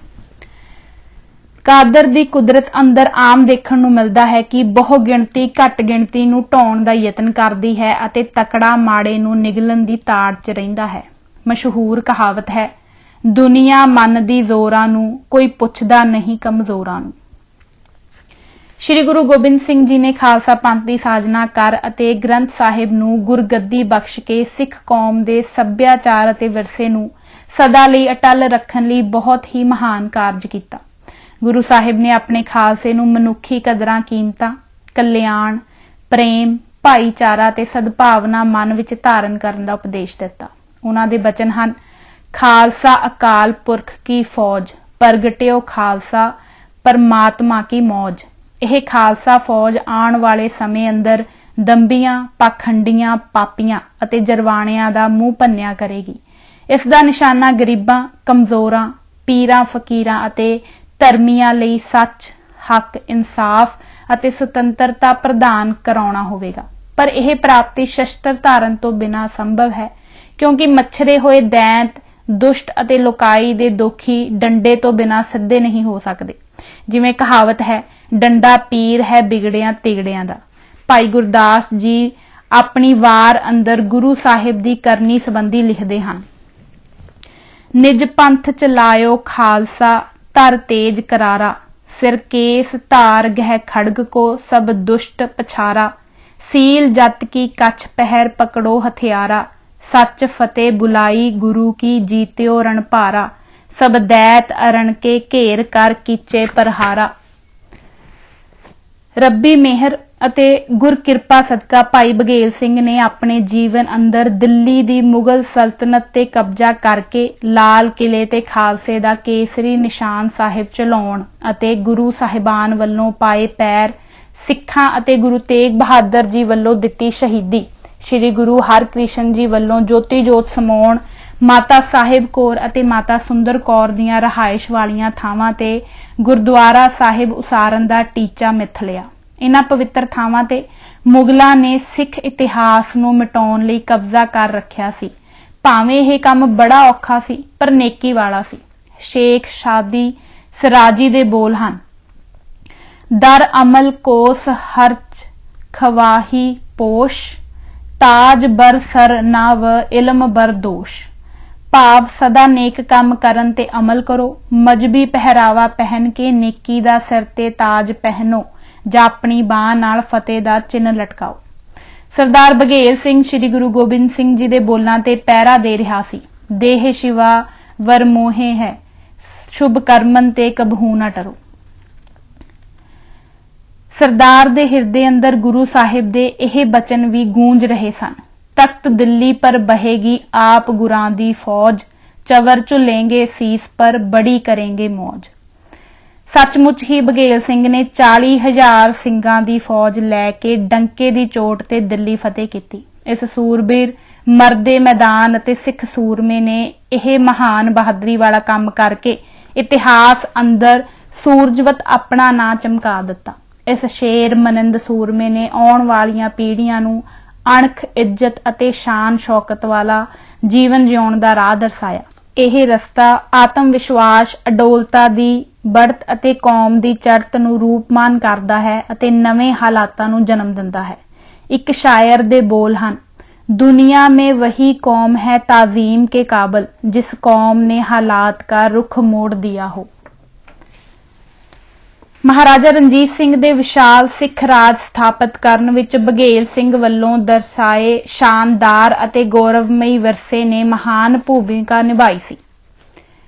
ਇਸ ਮਹਾਨ ਯੋਧੇ, ਜਰਨੈਲ ਅਤੇ ਗੂੜ ਨੀਤੀਵਾਨ ਦੇ ਮਨ ਅੰਦਰ ਗੁਰੂ ਅਤੇ ਗੁਰਸਿੱਖੀ ਪ੍ਰਤੀ ਪ੍ਰੇਮ ਅਤੇ ਉਤਸ਼ਾਹ ਠਾਠਾਂ ਮਾਰਦਾ ਸੀ। ਇਸ ਨੇ ਦਿੱਲੀ ਸਲਤਨਤ ਦੇ ਬਾਦਸ਼ਾਹ ਸ਼ਾਹ ਆਲਮ ਨਾਲ ਕੀਤੀ ਲਿਖਤ ਅਨੁਸਾਰ ਤਕਰੀਬਨ 8 ਮਹੀਨਿਆਂ 'ਚ 7 ਗੁਰੂ ਘਰ ਤਿਆਰ ਕਰਵਾ ਕੇ ਦਿੱਲੀ ਛੱਡ ਦਿੱਤੀ। ਇਹ ਗੱਲ ਦਰਸਾਉਂਦੀ ਹੈ ਕਿ ਸਰਦਾਰ ਬਚਨਾਂ 'ਚ ਪਰਪੱਕ ਸੀ। ਇਹ ਦਿਲੋਂ ਸਾਹਸੀ, ਸਾਲਸੀ ਅਤੇ ਸ਼ਤਾਬੀ ਸੀ। ਦਿੱਲੀ ਛੱਡਣ ਸਮੇਂ ਸ਼ਾਹ ਆਲਮ ਨੇ ਆਪਣੇ ਵਜ਼ੀਰ ਨੂੰ ਸੁਨੇਹਾ ਦੇ ਕੇ ਘੱਲਿਆ ਕਿ ਬਾਦਸ਼ਾਹ ਸਲਾਮਤ ਤੁਹਾਡੇ ਨਾਲ ਮਿਲਣੀ ਕਰਨਾ ਚਾਹੁੰਦਾ ਹੈ ਤਾਂ ਸਰਦਾਰ ਨੇ ਬੇਖੌਫ ਹੋ ਕੇ ਕਹਿ ਦਿੱਤਾ, ਸਾਡੀ ਆਪਸ ਵਿੱਚ ਮਿਲਣੀ ਅਸੰਭਵ ਹੈ ਕਿਉਂਕਿ ਖਾਲਸਾ ਕਿਸੇ ਅੱਗੇ ਸਿਰ ਨਹੀਂ ਝੁਕਾਉਂਦਾ। ਤੁਸੀਂ ਤਾਂ ਹਰ ਸਮੇਂ ਬਾਦਸ਼ਾਹ ਨੂੰ ਸਲਾਮਾ ਕਰਦੇ ਹੋ।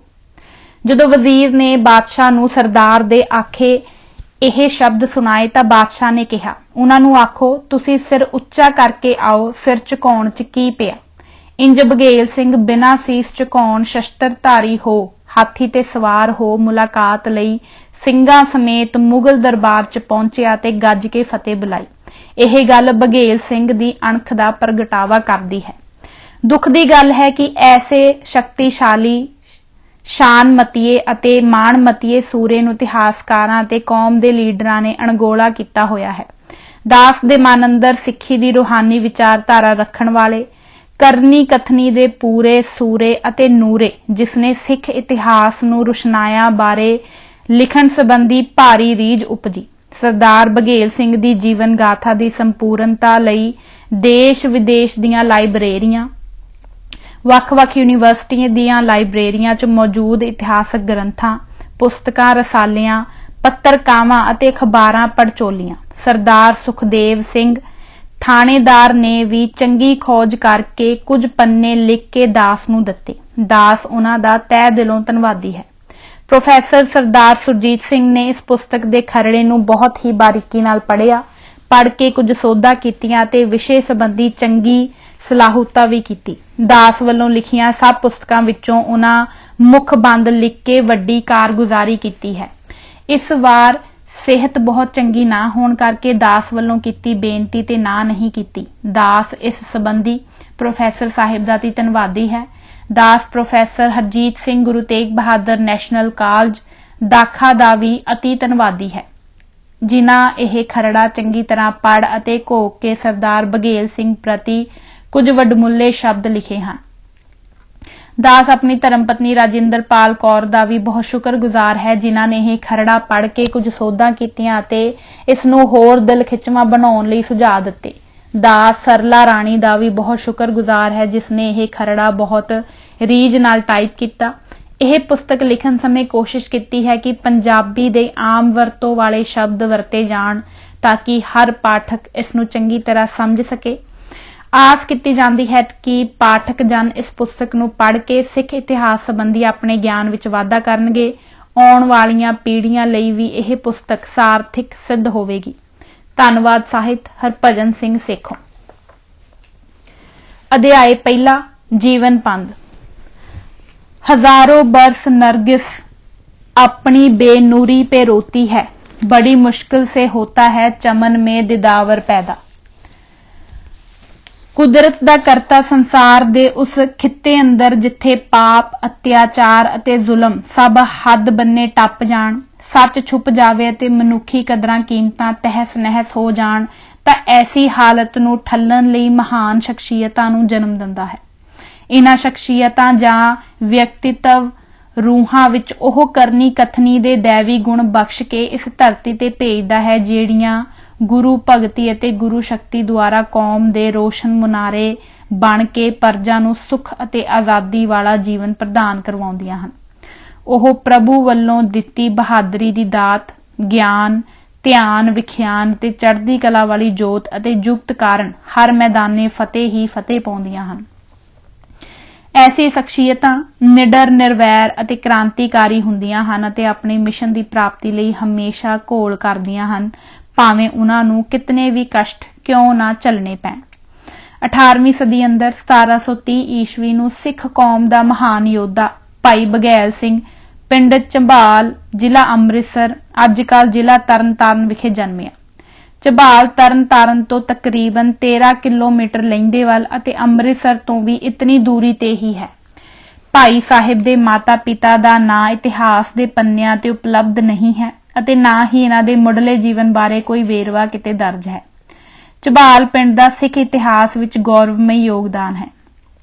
ਇਸ ਵਿੱਚ ਭਾਈ ਲੰਗਾ, ਮਾਤਾ ਭਾਗੋ, ਸਰਦਾਰ ਗੁਰਬਖਸ਼ ਸਿੰਘ, ਸ਼ਮਸ਼ੇਰ ਸਿੰਘ, ਸਰਦਾਰ ਕਰਮ ਸਿੰਘ ਹਿਸਟੋਰੀਅਨ ਅਤੇ ਝਬਾਲੀਏ ਵੀਰਾਂ ਸਰਦਾਰ ਅਮਰ ਸਿੰਘ, ਸਰਦਾਰ ਸਰਮੁਖ ਸਿੰਘ ਅਤੇ ਸਰਦਾਰ ਜਸਵੰਤ ਸਿੰਘ ਨੇ ਆਪਣੇ ਕੁਰਬਾਨੀਆਂ ਭਰੇ ਜੀਵਨ ਨਾਲ ਇਸ ਨਗਰ ਨੂੰ ਚਾਰ ਚੰਦ ਲਾਏ ਹਨ। ਇਹਨਾਂ ਗੁਰਦੁਆਰਾ ਸੁਧਾਰ ਲਹਿਰ 'ਚ ਵੱਧ ਚੜ੍ਹ ਕੇ ਯੋਗਦਾਨ ਪਾਇਆ ਸੀ। ਝਬਾਲ ਨਗਰ ਦਾ ਚੌਧਰੀ ਅਬਲ ਖੈਰ ਮੰਨਿਆ ਪਰਮੰਨਿਆ ਸਖੀ ਸਰਵਰ ਸੀ ਅਤੇ ਸੁਲਤਾਨੀ ਮੱਤ ਦਾ ਧਾਰਨੀ ਸੀ। ਇਸ ਦੇ 5 ਪੁੱਤਰ ਜਸਤਰੀਆ, ਬਿੰਨਾ, ਸੁੰਦਰ, ਪੈਰੋ ਸ਼ਾਹ ਤੇ ਭਾਈ ਲੰਗਾਹ ਹਨ। ਭਾਈ ਲੰਗਾਹ ਤੇ ਪੈਰੋ ਸ਼ਾਹ ਗੁਰੂ ਅਰਜਨ ਦੇਵ ਜੀ ਦੇ ਸੱਚੇ ਸੁੱਚੇ ਸਿੱਖ ਸਨ। ਮਾਤਾ ਭਾਗੋ ਪੈਰੋ ਸ਼ਾਹ ਦੀ ਪੋਤਰੀ ਅਤੇ ਮਾਲੋ ਸ਼ਾਹ ਦੀ ਧੀ ਸੀ।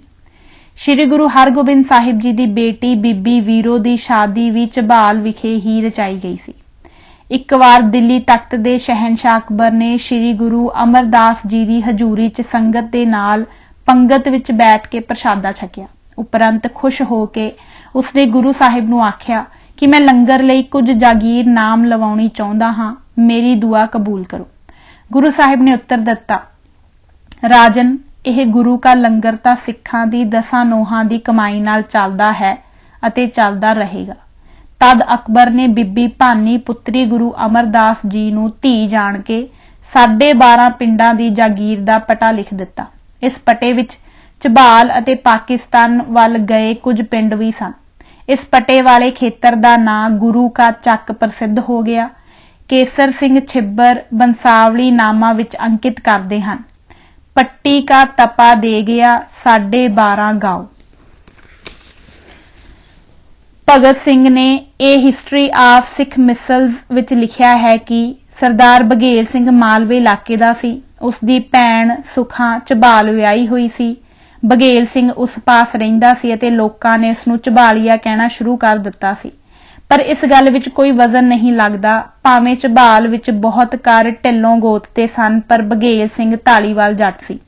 ਹੋ ਸਕਦਾ ਹੈ ਕਿ ਇਸ ਦੇ ਪੁਰਖੇ ਕਿਸੇ ਹੋਰ ਥਾਂ ਤੋਂ ਇੱਥੇ ਆ ਕੇ ਵਸੇ ਹੋਣ। ਬਘੇਲ ਸਿੰਘ ਦੀ ਸ਼ਕਲ, ਸੂਰਤ ਅਤੇ ਸਿਰੜ। ਸਰਦਾਰ ਨੇ ਜਿਉਂ ਹੀ ਹੋਸ਼ ਸੰਭਾਲੀ, ਜਵਾਨ ਹੋਇਆ ਅਤੇ ਦੁਨੀਆਦਾਰੀ ਵਿੱਚ ਪੈਰ ਰੱਖਿਆ ਤਾਂ ਗੁਰੂ ਆਸਰੇ ਇਸ ਉੱਪਰ ਸਿੱਖੀ ਦਾ ਰੰਗ ਚੜ੍ਹ ਗਿਆ ਅਤੇ ਭਾਈ ਕਰੋੜਾ ਸਿੰਘ ਦੇ ਡੇਰੇ ਸੇਵਾ ਵਿੱਚ ਜੁਟ ਗਿਆ। ਡੇਰੇ ਵਿੱਚ ਰਹਿ ਕੇ ਹੀ ਗੁਰਬਾਣੀ ਦਾ ਅਧਿਐਨ ਕੀਤਾ, ਸ਼ਸਤਰ ਵਿਦਿਆ, ਘੋੜਸਵਾਰੀ, ਤੀਰ ਅੰਦਾਜ਼ੀ ਆਦਿ ਸਿੱਖੀ। ਫਿਰ ਖੰਡੇ ਬਾਟੇ ਦੀ ਪਹੁਲ ਛੱਕ ਸਿੰਘ ਸੱਜ ਗਿਆ। ਕੁਝ ਸਮਾਂ ਇਹ ਭਾਈ ਕਰੋੜਾ ਸਿੰਘ, ਜਿਸ ਦੇ ਨਾਂ ਤੇ ਕਰੋੜ ਸਿੰਘੀਆਂ ਮਿਸਲ ਆਰੰਭ ਹੋਈ, ਉਸ ਦਾ ਗੜਵਈ ਵੀ ਰਿਹਾ। ਦਲ ਖਾਲਸੇ ਵਿੱਚ ਸ਼ਾਮਲ ਹੋ ਕਰੋੜ ਸਿੰਘੀਆਂ ਮਿਸਲ ਦਾ ਮੈਂਬਰ ਬਣ ਗਿਆ। ਲਿਖਾਰੀਆਂ ਦੀਆਂ ਲਿਖਤਾਂ ਅਨੁਸਾਰ ਬਘੇਲ ਸਿੰਘ ਦਾ ਸਰੀਰ ਬੜਾ ਸਡੋਲ, ਕੱਦ ਕਾਠ ਚੰਗਾ, ਰੰਗ ਸਾਵਲਾ, ਅੱਖਾਂ ਭੂਰੀਆਂ, ਮੱਥਾ ਚੌੜਾ ਅਤੇ ਚਿਹਰਾ ਜਾਹੋ ਜਲਾਲ ਵਾਲਾ ਸੀ। ਕਰੋੜਾ ਸਿੰਘ ਦੇ ਡੇਰੇ ਵਿੱਚ ਰਹਿਣ ਕਰਕੇ ਅਧਿਆਤਮਕ ਪੱਖੋਂ ਵੀ ਗਿਆਨਵਾਨ, ਨੇਮੀ, ਪ੍ਰੇਮੀ ਅਤੇ ਹਲੇਮੀ ਦਾ ਮਾਲਕ ਬਣ ਗਿਆ ਸੀ। ਕੁਦਰਤ ਵੱਲੋਂ ਇਹ ਤਕਦੀਰ ਦਾ ਬਲੀ, ਤਦਬੀਰ ਦਾ ਧਨੀ ਅਤੇ ਜ਼ਮੀਰ ਦਾ ਗਨੀ ਸੀ।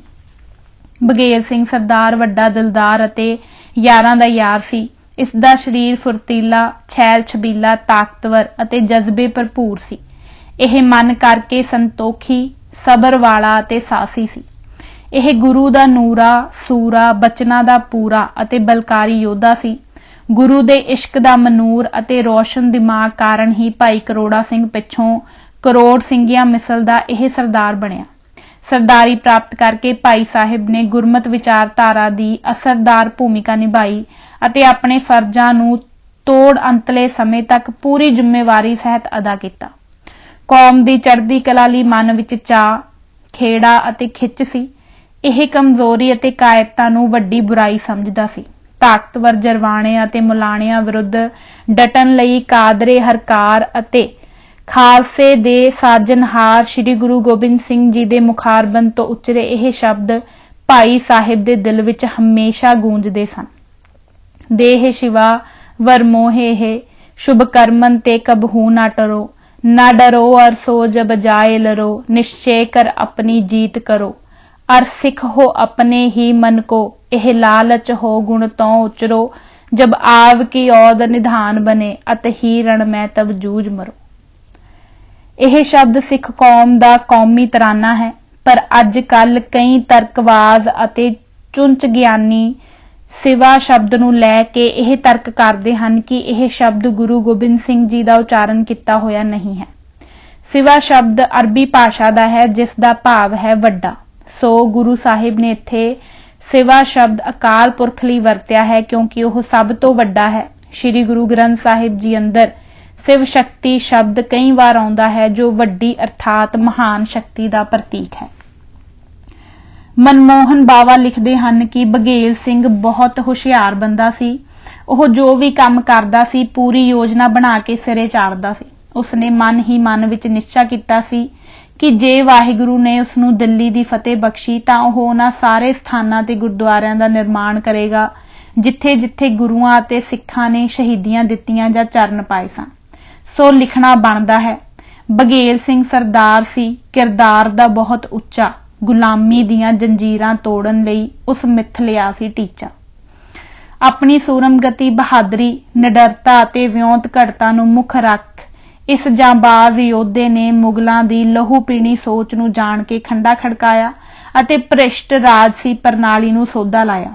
ਆਪਣੇ ਹਠੀਲੇ, ਫੁਰਤੀਲੇ ਅਤੇ ਰੋਬ ਦਾਬ ਵਾਲੇ ਸੁਭਾਅ ਕਾਰਨ ਬਘੇਲ ਸਿੰਘ ਨੇ ਸਿੱਖਾਂ ਦੇ ਪ੍ਰਭਾਵ ਨੂੰ ਅਵਧ, ਉੱਤਰਾਖੰਡ ਅਤੇ ਦਿੱਲੀ ਤੱਕ ਫੈਲਾਇਆ। ਇਸ ਨੇ ਕਰੋੜ ਸਿੰਘਿਆ ਮਿਸਲ ਦਾ ਨਾਂ ਬੜਾ ਉੱਚਾ ਕੀਤਾ, ਜਿਸ ਕਰਕੇ ਲਿਖਤਾਂ ਮਿਲਦੀਆਂ ਹਨ। ਸਭ ਮਿਸਲੋਂ ਸੇ ਇਹ ਵਡੇਰੀ, ਤਾਕਤਵਰ ਵਰਿਆਮ ਉਚੇਰੀ, ਹੈ ਬਘੇਲ ਸਿੰਘ ਬੁਰੀ ਬਲਾਏ, ਸੰਗ ਮਝੇਲ ਕਿਸ ਸਮੁਦਾਏ। ਬਘੇਲ ਸਿੰਘ ਨੂੰ ਕਈ ਲਿਖਾਰੀਆਂ ਨੇ ਧਰਤੀ ਧਕੇਲ ਸਿੰਘ ਵੀ ਲਿਖਿਆ ਹੈ, ਕਿਉਂਕਿ ਇਹਨਾਂ ਸਵੈਮਾਨ ਦਾ ਜੀਵਨ ਅਸੰਭਵ ਦੇਖ ਕ੍ਰਾਂਤੀਕਾਰੀ ਅਤੇ ਲੋਕ ਹਿਤਕਾਰੀ ਮੁਹਿੰਮ ਵਿੱਢੀ।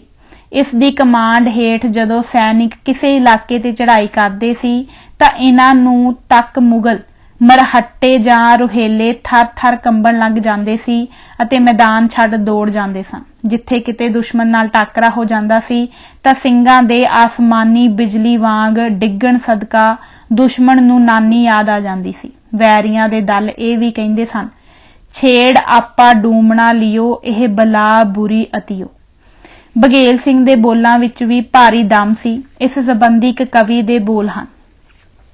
ਬਘੇਲ ਦੀ ਗਰਜਵੀਂ ਆਵਾਜ਼ ਉੱਤੇ ਗੂੰਜ ਦੁਸ਼ਟਾਂ ਨੂੰ ਸੋਧਣ ਦੀ ਚੜੀ ਦੇਖੀ, ਵੇਖੀ ਬੀਰਤਾ ਬੜੀ ਬੇਹੱਦ ਦੇਖੀ, ਟੈਂਦੀ ਘਲਾ ਨਾ ਕਿਸੇ ਵੀ ਘੜੀ ਦੇਖੀ, ਮੁਗਲ ਧਾੜ ਜਾਂ ਸਿਰ ਤੇ ਚੜੀ ਆ ਕੇ ਵਰਖਾ ਝੱਟ ਤੀਰਾਂ ਦੀ ਕਰੀ ਦੇਖੀ। ਇਹ ਸਿਰਮੌਰ ਯੋਧਾ ਬਾਜ ਦੀ ਨਿਆਈ ਦੁਸ਼ਮਣ ਤੇ ਟੁੱਟ ਕੇ ਪੈਂਦਾ ਸੀ ਅਤੇ ਵੈਰੀ ਨੂੰ ਚਿੜੀ ਦੀ ਨਿਆਈ ਸਮਝਦਾ ਸੀ। ਗੁਰੂ ਆਸਰੇ ਇਹ ਜਿੱਧਰ ਨੂੰ ਵੀ ਤੇਗ ਲੈ ਕੇ ਵੱਧਦਾ ਸੀ, ਜਿੱਤ ਇਸ ਦੇ ਪੈਰ ਚੁੰਮਦੀ ਸੀ।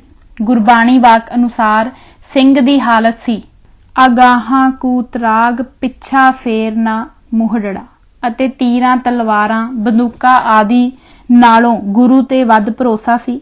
ਜੈਸੇ ਕਵੀ ਨਿਹਾਲ ਸਿੰਘ ਲਿਖਦੇ ਹਨ, काहू को भरोसे है जमीन को जमाने बीच, काहू को भरोसे जोर चाकरी जहाज है, काहू को भरोसे चार चातरी चलाकी देख, मैं को तो भरोसे एक ग्रंथ महाराज पे। गुरु दे हुक्म अते रजा विच रहना ही सिੱਖੀ ਦਾ परम धर्म है।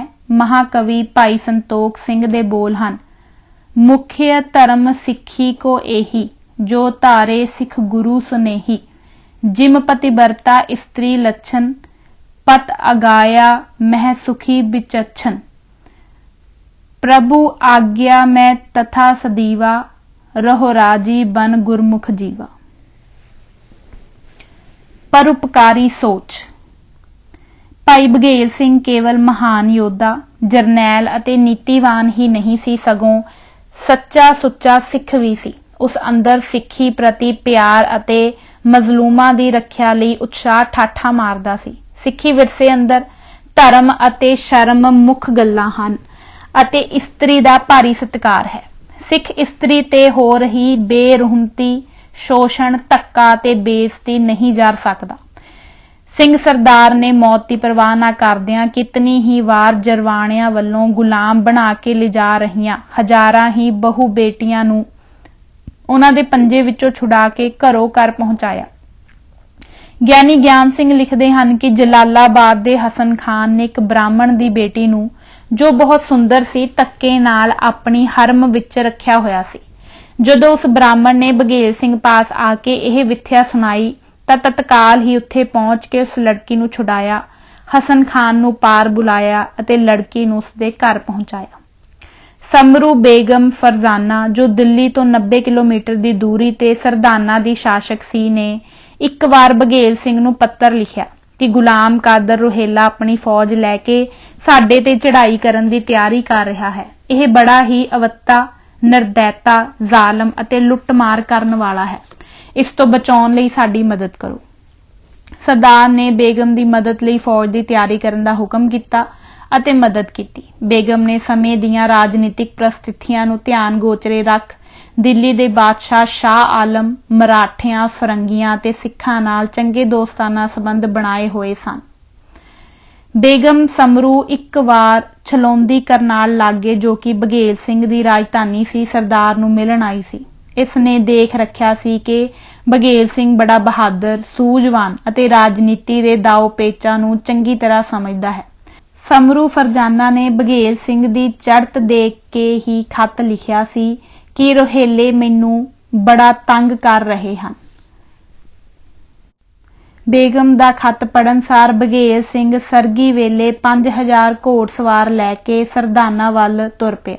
ਰਸਤੇ ਵਿੱਚ ਸੂਹੀਏ ਨੇ ਖਬਰ ਦਿੱਤੀ ਕਿ ਰੋਹੇਲੇ ਲੜਾਈ ਲਈ ਪੂਰੀ ਤਿਆਰੀ ਵਿੱਚ ਹਨ। ਇਹ ਸੁਣ ਬਘੇਲ ਸਿੰਘ ਦਾ ਖੂਨ ਉਬਾਲੇ ਖਾਣ ਲੱਗਾ। ਜੰਗ ਦਾ ਚਾਅ ਚੜ੍ਹ ਗਿਆ। ਸਿੰਘਾਂ ਦੀ ਫੌਜ ਆਉਂਦੀ ਦੇਖ ਰੋਹੇਲੇ ਦੀ ਫੌਜ ਨੇ ਗੋਲੀਆਂ ਵਰਾਉਣੀਆਂ ਸ਼ੁਰੂ ਕਰ ਦਿੱਤੀਆਂ। ਸਿੰਘਾਂ ਨੇ ਵੀ ਨਗਾਰੇ ਤੇ ਚੋਟ ਲਾਈ, ਨਰਸਿੰਘਾ ਵਜਾਇਆ ਅਤੇ ਬੋਲੇ ਸੋ ਨਿਹਾਲ ਦੇ ਜੈਕਾਰਿਆਂ ਨਾਲ ਆਕਾਸ਼ ਗੁੰਜਾ ਦਿੱਤਾ। ਦੋਹਾਂ ਤਰਫਾਂ ਤੋਂ ਇੱਕ ਦੂਜੇ ਤੇ ਤਲਵਾਰਾਂ, ਭਾਲਿਆਂ, ਬਰਛੀਆਂ ਆਦਿ ਨਾਲ ਹਮਲੇ ਹੋਣ ਲੱਗੇ। ਖੂਨ ਦੀਆਂ ਧਾਰਾਂ ਸੂਰਮਿਆਂ ਦੇ ਸਰੀਰਾਂ ਚੋਂ ਵਹਿ ਤੁਰੀਆਂ ਤੇ ਬਹੁਤ ਸਾਰੇ ਪ੍ਰਾਣ ਤਿਆਗ ਰਹੇ ਸਨ। ਰੋਹੇਲਿਆਂ ਨੂੰ ਜੰਗ ਜਿੱਤਣ ਦੀ ਪੂਰੀ ਆਸ ਸੀ, ਕਿਉਂਕਿ ਉਹ ਪੂਰੀ ਤਿਆਰੀ ਵਿੱਚ ਸਨ। ਇਤਨੇ ਨੂੰ ਸਮਰੂ ਬੇਗਮ ਦੀਆਂ ਤੋਪਾਂ ਵੀ ਸਿੰਘਾਂ ਦੀ ਮਦਦ ਲਈ ਆ ਗਈਆਂ। ਤਾਰਾ ਸਿੰਘ ਗੈਬਾ ਦੇ ਘੋੜਸਵਾਰਾਂ ਨੇ ਰੋਹੇਲਿਆਂ ਦੇ ਹੋਸ਼ ਹਵਾਸ਼ ਉਡਾ ਦਿੱਤੇ। ਸਿੰਘਾਂ ਨੇ ਤਾਬੜ ਤੋੜ ਹਮਲਿਆਂ ਨੇ ਰੋਹੇਲਿਆਂ ਦੇ ਪੈਰ ਉਖਾੜ ਦਿੱਤੇ ਤੇ ਅੰਤ ਨੂੰ ਮੈਦਾਨੇ ਜੰਗ ਛੱਡ ਕੇ ਤਿੱਤਰ ਹੋ ਗਏ। ਜੰਗ ਜਿੱਤਣ ਉਪਰੰਤ ਬੇਗਮ ਨੇ ਭਾਈ ਬਘੇਲ ਸਿੰਘ ਨੂੰ ਆਪਣੇ ਮਹਿਲ 'ਚ ਬੁਲਾਇਆ, ਬੜਾ ਆਦਰ ਮਾਣ ਕੀਤਾ ਤੇ ਮੁਖੋਂ ਇਹ ਸ਼ਬਦ ਆਖੇ, ਮੈਂ ਆਪ ਜੀ ਦੀ ਬਹੁਤ ਸ਼ੁਕਰਗੁਜ਼ਾਰ ਹਾਂ ਜੋ ਤੁਸੀਂ ਵੇਲੇ ਸਿਰ ਪਹੁੰਚ ਕੇ ਮੇਰੀ ਆਬਰੂ ਨੂੰ ਬਚਾਇਆ, ਨਹੀਂ ਤਾਂ ਇਹ ਗੁਲਾਮ ਕਾਦਰ ਰੋਹੇਲਾ ਬੜਾ ਜ਼ਾਲਮ ਅਤੇ ਬੇਰਹਿਮ ਆਦਮੀ ਹੈ। ਬਘੇਲ ਸਿੰਘ ਨੇ ਉੱਤਰ ਦਿੱਤਾ, ਬੇਗਮ ਜੀ, ਸਿੱਖਾਂ ਤੇ ਮੀਰ ਮੰਨੂ ਅਤੇ ਔਰੰਗਜ਼ੇਬ ਵਰਗਿਆਂ ਨੇ ਬੜੇ ਜ਼ੁਲਮ ਕੀਤੇ, ਪਰ ਅਸੀਂ ਤਾਂ ਗੁਰੂ ਬਖਸ਼ਿਸ਼ ਸਦਕਾ ਕੇਵਲ ਜਿੰਦਾ ਹੀ ਨਹੀਂ ਸਗੋਂ ਚੜ੍ਹਦੀ ਕਲਾ ਵਿੱਚ ਹਾਂ। ਅੱਗੋਂ ਬੇਗਮ ਨੇ ਫਿਰ ਇਹ ਸ਼ਬਦ ਆਖੇ, ਬਘੇਲ ਸਿੰਘ ਜੀ, ਇਸ ਰੋਹੇਲੇ ਨੇ ਕੁਝ ਸਮਾਂ ਪਹਿਲਾਂ ਸ਼ਹਿਰ 'ਚ ਕਤਲੇਆਮ ਕਰਵਾਇਆ ਤੇ ਨਵਾਬ ਦੀਆਂ ਅੱਖਾਂ ਕਢਵਾ ਉਸ ਦੀਆਂ ਔਰਤਾਂ ਤੇ ਧੀਆਂ ਦੀ ਇੱਜ਼ਤ ਲੁੱਟੀ ਸੀ। ਇੰਜ ਸਰਦਾਰ ਬਘੇਲ ਸਿੰਘ ਨੇ ਬੇਗਮ ਸਮਰੂ ਉਰਫ ਫਰਜ਼ਾਨਾ ਦੀ ਲੋੜ ਸਮੇਂ ਦਿਲੋਂ ਮਦਦ ਕੀਤੀ ਅਤੇ ਬੇਗਮ ਨੇ ਦਿੱਲੀ ਫਤਿਹ ਕਰਨ ਉਪਰੰਤ ਬਘੇਲ ਸਿੰਘ ਦੀ ਬਾਦਸ਼ਾਹ ਸ਼ਾਹ ਆਲਮ ਦੇ ਵਕੀਲ ਰਾਮ ਦਿਆਲ ਮੁਨਸ਼ੀ ਨਾਲ ਮੁਲਾਕਾਤ ਵਕਤ ਅਹਿਸਾਨਮੰਦ ਹੋ ਕੇ ਵਕਾਲਤ ਕੀਤੀ ਅਤੇ ਸਿੱਖਾਂ ਦੇ ਗੰਭੀਰ ਮਸਲਿਆਂ ਨੂੰ ਸਿਰੇ ਚੜ੍ਹਾਇਆ ਸੀ। ਸ਼ਾਹ ਆਲਮ ਨੇ ਜਦੋਂ ਦੇਖਿਆ ਕਿ ਸਿੱਖ ਲਾਲ ਕਿਲੇ ਤੇ ਪੂਰੀ ਤਰ੍ਹਾਂ ਕਾਬਜ ਹੋ ਚੁੱਕੇ ਹਨ ਤਾਂ ਉਹ ਆਪਣੀ ਜਾਨ ਬਚਾਉਣ ਲਈ ਕਿਲੇ 'ਚੋਂ ਦੌੜ ਗਿਆ, ਪਰ ਉਸ ਦੀਆਂ ਬੇਗਮਾਂ, ਦਾਸੀਆਂ ਤੇ ਬੱਚੇ ਆਦਿ ਕਿਲੇ ਵਿੱਚ ਹੀ ਸਨ। ਜਿਉਂ ਹੀ ਸਰਦਾਰ ਬਘੇਲ ਸਿੰਘ ਨੂੰ ਬਾਦਸ਼ਾਹ ਦੇ ਕਿਲੇ ਵਿੱਚੋਂ ਨਿਕਲ ਜਾਣ ਦੀ ਖਬਰ ਮਿਲੀ ਤਾਂ ਉਸਨੇ ਸਿੰਘਾਂ ਨੂੰ ਤਾੜਨਾ ਕੀਤੀ ਕਿ ਕੋਈ ਵੀ ਸਿੰਘ ਬੇਗਮਾਂ ਨੂੰ ਤੰਗ ਨਾ ਕਰੇ ਅਤੇ ਨਾ ਹੀ ਇਹਨਾਂ ਵੱਲ ਮਾੜੀ ਨਜ਼ਰ ਨਾਲ ਤੱਕੇ। ਸਰਦਾਰ ਨੇ ਬੇਗਮਾਂ ਦੀ ਸੁਰੱਖਿਆ ਲਈ ਪੂਰਾ ਧਿਆਨ ਰੱਖਣ ਦਾ ਹੁਕਮ ਦਿੱਤਾ। ਇਹ ਘਟਨਾ ਦਰਸਾਉਂਦੀ ਹੈ ਕਿ ਭਾਈ ਬਘੇਲ ਸਿੰਘ ਦੇ ਮਨ ਅੰਦਰ ਇਸਤਰੀ ਪ੍ਰਤੀ ਕਿਤਨਾ ਸਤਿਕਾਰ ਅਤੇ ਪਿਆਰ ਸੀ। ਉਹ ਗੁਰੂ ਦੇ ਦਰਸਾਏ ਉਪਦੇਸ਼ ਤੋਂ ਜੀਵਨ ਭਰ ਕਦੇ ਪਰੇ ਨਹੀਂ ਸੀ ਹੋਇਆ। ਬਘੇਲ ਸਿੰਘ ਨੇ ਦਿੱਲੀ ਫਤਿਹ ਕਰਨ ਤੋਂ ਇਲਾਵਾ ਜੋ ਹੋਰ ਮੱਲਾਂ ਮਾਰੀਆਂ। ਬਘੇਲ ਸਿੰਘ ਕਰੋੜ ਸਿੰਘੀਆਂ ਮਿਸਲ ਦਾ ਸਿਰ ਕੱਢ ਨੇਤਾ, ਸੂਝਵਾਨ ਗੁਰਸਿੱਖ ਕੌਮ ਦਾ ਉਸਰਈਆ ਅਤੇ ਸਿਰਲੱਥ ਯੋਧਾ ਸੀ। ਕਰੋੜਾਂ ਸਿੰਘ ਦੇ ਅਨੁਯਾਈਆਂ ਵਿੱਚੋਂ ਇਹ ਸਭ ਤੋਂ ਉੱਤਮ ਸੂਰਮਾ ਅਤੇ ਉਦਮੀ ਸੀ। ਗੋਕਲ ਚੰਦ ਨਾਰੰਗ ਦੇ ਕਥਨ ਅਨੁਸਾਰ ਇਸ ਦੀ ਸਰਪ੍ਰਸਤੀ ਹੇਠ ਮਿਸਲ ਨੇ ਭਾਰੀ ਸ਼ਕਤੀ ਹਾਸਲ ਕੀਤੀ। ਇਸ ਨੇ ਥੋੜੇ ਸਮੇਂ ਵਿੱਚ ਹੀ ਆਪਣੇ ਸੈਨਿਕਾਂ ਦੀ ਗਿਣਤੀ 12000 ਤੱਕ ਵਧਾ ਦਿੱਤੀ। ਪ੍ਰਿੰਸੀਪਲ ਸਤਬੀਰ ਸਿੰਘ ਲਿਖਦੇ ਹਨ ਕਿ ਬਘੇਲ ਸਿੰਘ ਨੇ 30000 ਸਿੰਘਾਂ ਦਾ ਦਲ ਕਾਇਮ ਕਰ ਲਿਆ ਸੀ। ਇਸ ਦਲ ਦੀ ਮਦਦ ਨਾਲ ਉਸਨੇ ਗੰਗਾ, ਜਮਨਾ ਤੇ ਦੁਆਬੇ ਦੇ ਇਲਾਕੇ ਨੂੰ ਆਪਣੇ ਕਾਬੂ ਕਰ ਲਿਆ ਸੀ। ਕਰਤਾਰ ਸਿੰਘ ਕਲਸਈਆ ਲਿਖਦੇ ਹਨ, ਡੱਲੇ ਵਾਲਿਆ ਤੇ ਬਘੇਲ ਸਿੰਘ ਨੇ ਦੁਆਬਾ ਮਲਿਆ ਜੋਰ ਤਲਵਾਰ ਪਾਈ, ਸ਼ਾਹ ਵਲੀ ਖਾਨ ਜਲੰਧਰੀ ਨੂੰ ਬਾਹਰ ਕੱਢਿਆ ਖਰ ਖੁਆਰ ਪਾਈ, ਸਿੰਘਾ ਮਲਿਆ ਦੇਸ਼ ਕਰਤਾਰ ਸਿੰਘਾ, ਦੇਖੋ ਰੰਗ ਹੁਣ ਤੁਸੀਂ ਕਰਤਾਰ ਪਾਈ। ਜਲੰਧਰ ਤੋਂ ਲੈ ਕੇ ਪੀਲੀਭੀਤ ਤੱਕ ਅਤੇ ਅੰਬਾਲੇ ਤੋਂ ਅਲੀਗੜ੍ਹ ਤੱਕ ਸਰਦਾਰ ਦਾ ਸਿੱਕਾ ਚੱਲਦਾ ਸੀ। ਦੇਖਿਆ ਜਾਵੇ ਤਾਂ ਇਤਨੀ ਵੱਡੀ ਸੈਨਾ ਲਈ ਹਥਿਆਰਾਂ, ਘੋੜਿਆਂ, ਰਾਸ਼ਨ ਪਾਣੀ ਅਤੇ ਤਨਖਾਹ ਦਾ ਪ੍ਰਬੰਧ ਕਰਨਾ ਕੋਈ ਖਾਲਾ ਜੀ ਦਾ ਵਾੜਾ ਨਹੀਂ ਸੀ। ਇੱਕ ਹੁਨਰਵਾਨ, ਸਿੱਦਕੀ, ਸਾਹਸੀ ਅਤੇ ਅਕਲਮੰਦ ਸੂਰਾ ਹੀ ਇਤਨੀ ਵੱਡੀ ਫੌਜੀ ਸ਼ਕਤੀ ਨੂੰ ਆਪਣੇ ਕਾਬੂ ਵਿੱਚ ਰੱਖ ਸਕਦਾ ਹੈ। ਇਸ ਦੀ ਹਿੰਮਤ, ਜੁਗਤ ਅਤੇ ਫਤਿਹਦਾਰ ਸੋਚਾਂ ਨੂੰ ਪਟਿਆਲੇ ਦੇ ਰਾਜੇ ਅਮਰ ਸਿੰਘ ਨਾਲ ਹੋਈ ਮੁਲਾਕਾਤ ਬਾਰੇ ਰਤਨ ਸਿੰਘ ਭੰਗੂ ਇੰਜ ਬਿਆਨ ਕਰਦੇ ਹਨ। ਬਘੇਲ ਸਿੰਘ ਉਸ ਹੱਸ ਕਰ ਕਹਿਓ, ਮੁਲਕ ਲੜੇ ਬਿਨ ਕਿਛ ਛੱਡ ਦਇਓ, ਹਮ ਲਰਨੋ ਮਰਨੋ ਕਿਮ ਸੰਗੇ, यह है हमरी नित खेल, पंथ मद है गुर की शक्त, पंथ मद जप तपीए भगत। जिवें मणि की प्राप्ति लई सप मारना पैंदा है, कस्तूरी वास्ते हिरन का शिकार करना पैंदा है, तेल कड्ढण लई तिलां नूं पीड़ना पैंदा है, गिरी हासिल करन लई नारियल नूं भन्नना पैंदा है, इसे तरह धर्म, कौम अते देश की रखवाली लई जालम नूं सोधण लई तलवार पकड़नी पैंदी है। गुरु साहिब दे भी बोल सन, शस्त्रन के अधीन है राज। 10वें पातशाह तलवार की शक्ति बारे लिखते हैं, काल तू ही काली तू ही तेग अर तीर, तू ही निशानी जीत की, आज तू ही जगबीर। भाई बघेल सिंह युद्ध कला के चारे भेदां साम दाम दंड भेद तो चंगी तरह वाकफ सी। एक चंगे नीतिवान अते आदर्श गुरसिख की परिभाषा भाई निहाल सिंह बड़े भावपूर्वक शब्दों विच वर्णन करते हैं। धर्म को स्वतंत्र उदारता के धरातर, भोले भाले भाजते चकेल प्रेम रंग में, सर्ब लो प्यारे अरब खरब लोन दर्ब बंद, नेक हूना गर्भ पुन पूर्व या के संग में। रतन सिंह भंगू दे शब्द, जहां युद्ध की जारा होए, मरने के डर टरे न सोए, जहां पंथ में बढ़ पवै पीर, डह आप जाए तहां शरीर। 1780 ईस्वी विच दिल्ली दे वजीर अब्दुल्ला खान ने शहजादा फरजंद नूं पटियाले दे हुक्मरान सरदार अमीर सिंह नूं सोधण लई फौज दे के भेजिया। दिल्ली तो पटियाले दे रस्ते विच भाई बघेल सिंह दा इलाका सी। इसने पहिलां तां फरजंद दी फौज लंघण दित्ती, पर जदों ਇਹ पटियाले पहुंचिया तां बघेल सिंह ने पिछा करके इसनूं घेर लिया ते फरजंद पासों गलती लई ईन मनवाई कि तूं साडे इलाके विचों लंघण तो पहिलां मंजूरी क्यों नहीं लई। इतिहासकार लिखते हैं कि दिल्ली तो पंजाब वाल जां पंजाब तो दिल्ली वाल उस समय बघेल सिंह दी आग्या बगैर कोई भी हमलावर आ जा नहीं सी सकदा। ਇਹ भी पत्थर ते लकीर वाली गल है कि सियासत विच मित्र दुश्मन बन जांदा है अते दुश्मन मित्र। ਗਿਆਨੀ ਗਿਆਨ ਸਿੰਘ ਅਨੁਸਾਰ ਬਘੇਲ ਸਿੰਘ ਸਰਦਾਰ ਦੀ ਦਲੇਰੀ, ਹਿੰਮਤ ਅਤੇ ਬਹਾਦਰੀ ਪੱਖੋਂ ਉਸ ਸਮੇਂ ਤੂਤੀ ਬੋਲ ਰਹੀ ਸੀ। ਉਸਨੇ ਅਲੀਗੜ੍ਹ, ਖੁਜਰਾ, ਚੰਦੋਸੀ, ਇਟਾਵਾ, ਫਰੂਖਾਬਾਦ, ਮੁਰਾਦਾਬਾਦ, ਅਨੂਪ ਸ਼ਹਿਰ, ਬੁਲੰਦ ਸ਼ਹਿਰ, ਬਜਨੌਰ ਆਦਿ ਇਲਾਕਿਆਂ ਦਾ ਮਲੀਆ ਮੇਟ ਕਰ ਦਿੱਤਾ ਸੀ। ਇੱਕ ਵਾਰ ਪਟਿਆਲੇ ਦੇ ਰਾਜੇ ਅਮਰ ਸਿੰਘ ਨੇ ਲਾਗਲੇ ਸਿੱਖ ਰਾਜਿਆਂ ਅਤੇ ਬਘੇਲ ਸਿੰਘ ਦੇ ਕੁਝ ਇਲਾਕੇ ਤੇ ਆਪਣਾ ਕਬਜ਼ਾ ਜਮਾ ਲਿਆ ਸੀ। ਇਹ ਦੇਖ ਬਘੇਲ ਸਿੰਘ ਨੇ ਨਾਹਨ ਦੇ ਰਾਜੇ ਪਾਸੋਂ ਫੌਜੀ ਮਦਦ ਹਾਸਲ ਕਰ ਜੰਗ ਦੀ ਤਿਆਰੀ ਕਰ ਲਈ। ਸਨ 1769 ਵਿੱਚ ਕੁੜਾਮ ਦੇ ਸਥਾਨ ਤੇ ਦੋਹਾਂ ਦਲਾਂ ਦਾ ਚੰਗਾ ਭੇੜ ਹੋਇਆ। ਬਘੇਲ ਸਿੰਘ ਦੀ ਫੌਜ ਦੇ ਕੁਝ ਸੈਨਿਕਾਂ ਨੇ ਪਟਿਆਲੇ ਸ਼ਹਿਰ ਤੇ ਹਮਲਾ ਕਰ ਦਿੱਤਾ, ਜੋ ਕਿ ਕੁੜਾਮ ਤੋਂ 23 ਕਿਲੋਮੀਟਰ ਤੇ ਹੈ। पर अमर सिंह दी फौज ने मूँह तोड़वा जवाब दे के ओह सैनिक शहर तो बाहर अजे धकेले ही सन कि इतने नूं बघेल सिंह सैनिका समेत पुज गया अते अमर सिंह नूं इस अगे झुकना पिया। अमर सिंह ने शांति रखण लई अपना वकील चैन सिंह सरदार बघेल सिंह पास भेजिया।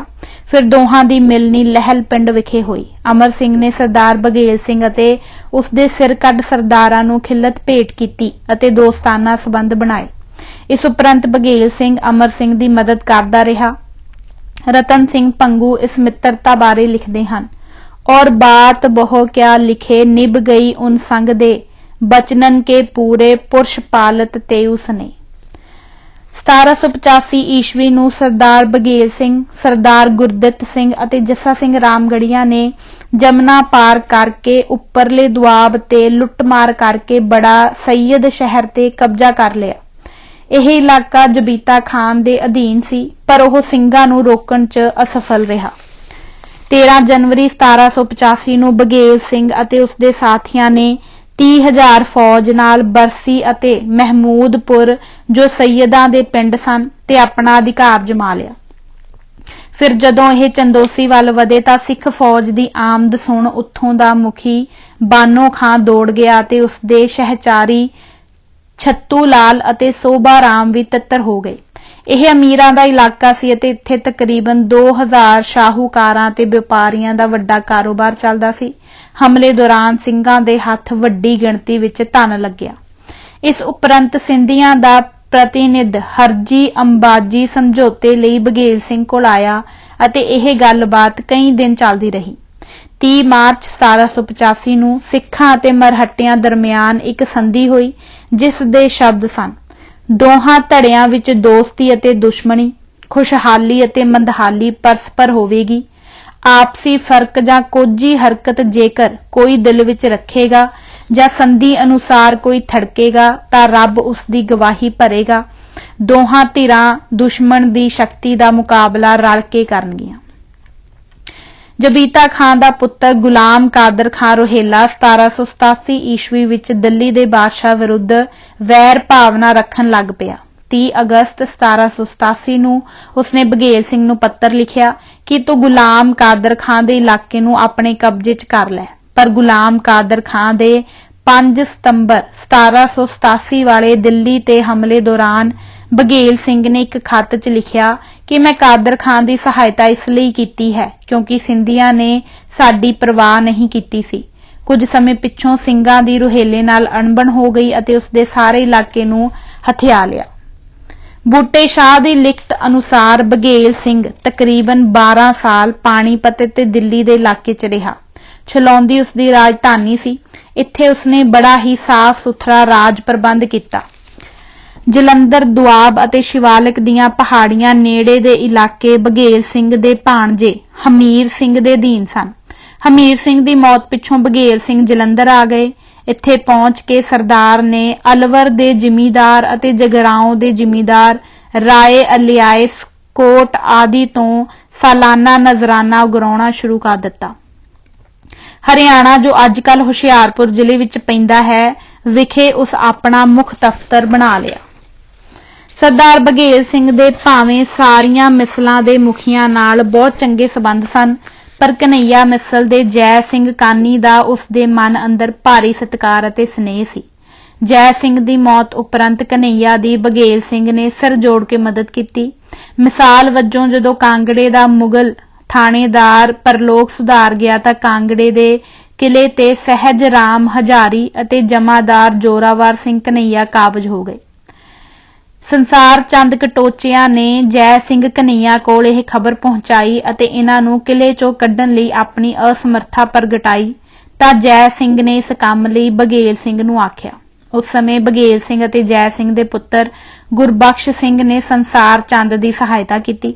ਬਘੇਲ ਸਿੰਘ ਇਤਨਾ ਚੇਤੰਨ ਅਤੇ ਨੀਤੀਵਾਨ ਸੀ ਕਿ ਉਸਨੇ ਕਿਲੇ ਦੇ ਨਵੇਂ ਰਖਵਾਲਿਆਂ ਨੂੰ ਮਿਲ ਕੇ ਸੁਝਾਅ ਦਿੱਤਾ ਕਿ ਤੁਸੀਂ ਸੰਸਾਰ ਚੰਦ ਤੋਂ ਆਪਣੇ ਨਿਰਬਾਹ ਲਈ ਭੱਤਾ ਲੈ ਲਓ ਅਤੇ ਕਿਲਾ ਖਾਲੀ ਕਰ ਦਿਓ। ਸਹਿਜ ਰਾਮ ਹਜ਼ਾਰੀ ਅਤੇ ਜਮਾਦਾਰ ਜ਼ੋਰਾਵਰ ਸਿੰਘ ਨੇ ਲਿਖਤੀ ਰੂਪ 'ਚ ਇਹ ਗੱਲ ਸਵੀਕਾਰ ਕਰ ਕਿਲਾ ਖਾਲੀ ਕਰ ਦਿੱਤਾ। ਪਰ ਇਸ ਉਪਰੰਤ ਬਘੇਲ ਸਿੰਘ ਅਤੇ ਗੁਰਬਖਸ਼ ਸਿੰਘ ਨੇ ਕਿਲਾ ਆਪਣੇ ਅਧੀਨ ਕਰ ਲਿਆ। ਸੰਸਾਰ ਚੰਦ ਨੂੰ ਪਰੇ ਕਰ ਕਾਂਗੜੇ ਦਾ ਕਿਲਾ ਕਨ੍ਹਈਆ ਮਿਸਲ ਨੂੰ ਸੌਂਪ ਦਿੱਤਾ। ਅਲੀਉਦ-ਈਨ ਮੁਫਤੀ ਅਨੁਸਾਰ ਸਰਦਾਰ ਬਘੇਲ ਸਿੰਘ ਨੇ ਕਿਲੇ 'ਚੋਂ ਮਿਲੇ ਧਨ ਮਾਲ ਦਾ ਕੁਝ ਹਿੱਸਾ ਵੀ ਨਾ ਮੰਗਿਆ। ਇਹ ਕਨ੍ਹਈਆ ਪ੍ਰਤੀ ਉਸਦੀ ਨੇੜਤਾ ਤੇ ਖੁੱਲ੍ਹਦਿਲੀ ਦਾ ਸਬੂਤ ਸੀ। ਇੱਕ ਵਾਰ ਜਦੋਂ ਫਤਿਹ ਸਿੰਘ ਪੁੱਤਰ ਮਹਿਤਾਬ ਸਿੰਘ ਨੇ ਗੁਲਾਬ ਸਿੰਘ ਭੰਗੀ ਦਾ ਸਾਥ ਲੈ ਕੇ ਜੈਮਲ ਸਿੰਘ ਪੁੱਤਰ ਹਕੀਕਤ ਸਿੰਘ ਕਨ੍ਹਈਆ ਨੂੰ ਕੈਦੀ ਬਣਾ ਲਿਆ ਸੀ ਤਾਂ ਬਘੇਲ ਸਿੰਘ ਨੇ ਇਸ ਦਾ ਡਟ ਕੇ ਵਿਰੋਧ ਕੀਤਾ ਅਤੇ ਜੈਮਲ ਸਿੰਘ ਨੂੰ ਰਿਹਾ ਕਰਕੇ ਹੀ ਦਮ ਲਿਆ।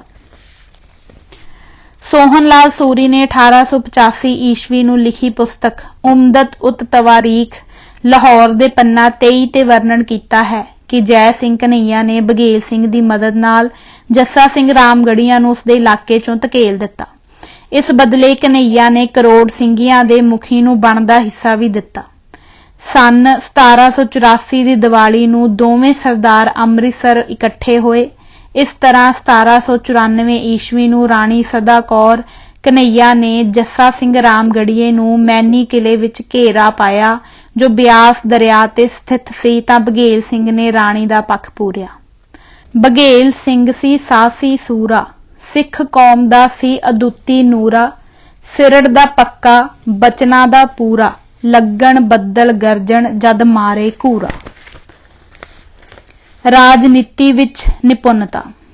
सरदार बघेल सिंह बड़ा ही चतर, नीतिवान ਅਤੇ कूटनीति ਦਾ ਵੀ ਮਾਹਿਰ ਸੀ। ਜਦੋਂ ਇਹ ਪਾਣੀਪਤ ਆ ਕੇ ਰਹਿਣ ਲੱਗਾ ਤਾਂ ਇਸ ਨੇ ਸੁੱਖੂ ਸਿੰਘ ਪੋਹਲੀ ਨੂੰ ਰੋਹਤਕ, ਜੀਂਦ ਅਤੇ ਗੋਹਾਣਾ ਦੇ ਇਲਾਕਿਆਂ ਦਾ ਮੁਖੀ ਬਣਾ ਦਿੱਤਾ।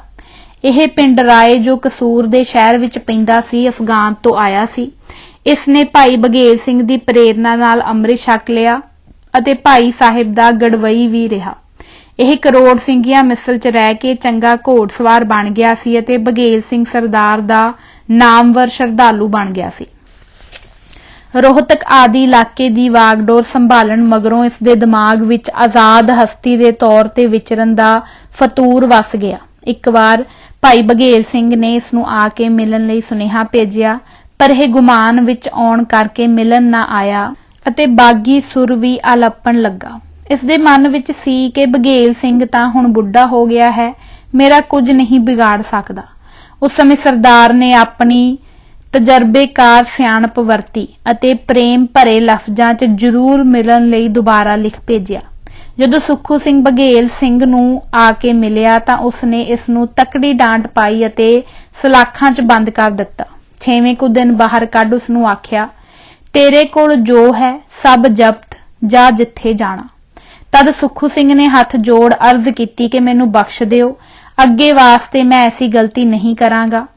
ਬੂਟੇ ਸ਼ਾਹ ਆਪਣੀ ਪੁਸਤਕ ਦੇ ਪੰਨਾ 221 ਤੇ ਲਿਖਦਾ ਹੈ ਕਿ ਬਘੇਲ ਸਿੰਘ ਨੇ ਉਸ ਨੂੰ ਕੇਵਲ ਬਖਸ਼ਿਆ ਹੀ ਨਹੀਂ ਸੀ, ਸਗੋਂ ਇੱਕ ਕੀਮਤੀ ਦੁਸ਼ਾਲਾ ਅਤੇ ਘੋੜਾ ਦੇ ਕੇ ਇਲਾਕੇ ਦਾ ਫਿਰ ਮਾਲਕ ਥਾਪ ਦਿੱਤਾ।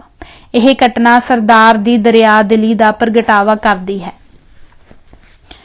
ਬਘੇਲ ਸਿੰਘ ਦਾ ਅੰਤ।